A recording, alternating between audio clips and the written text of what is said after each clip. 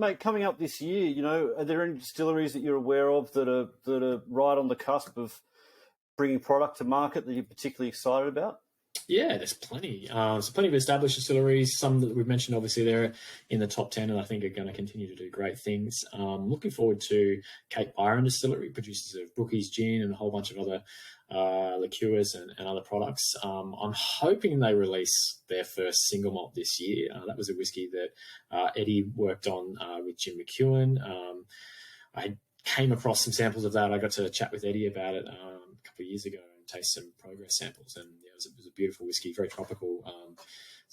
Then it was matured in ex-bourbon casks. I'm not sure if that's what the final release is going to look like, but that would be one that I'd have my eyes on. And if the socials are correct, that should be coming hopefully this year. Plenty of distilleries coming out of Tassie that will be releasing whiskey this year. I'm interested to see if Callington Mill puts out some of their own whiskies this year, their own distilled and matured whiskies. They've released a whole series of whiskies produced from different distilleries recently, but that's a distillery to watch in Tassie for sure. Very, very large distillery, by Tasmanian standards, doing some interesting things. And then elsewhere, I'm constantly finding new distilleries cropping up in places like South Australia. So we're just about to talk about some whiskies that the Cut Hill guys have bottled up, whiskies that they've sourced, but they're also producing their own whiskies, which will probably be released very soon. The other one that's a smoky that maybe listeners should if they're keen on finding something that's a bit different, but also very traditional.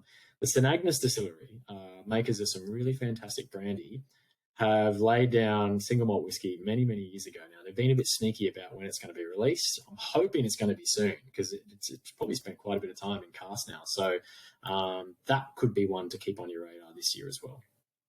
I've actually been hassling Richard Angove about that because I heard about that too. What's the result of the hassling?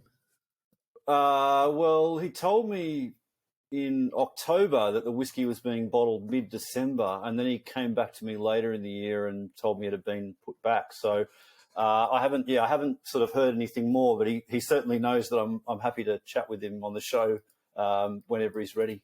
Beautiful, yeah. They only do quality, those guys. So that would be one to look forward to for sure.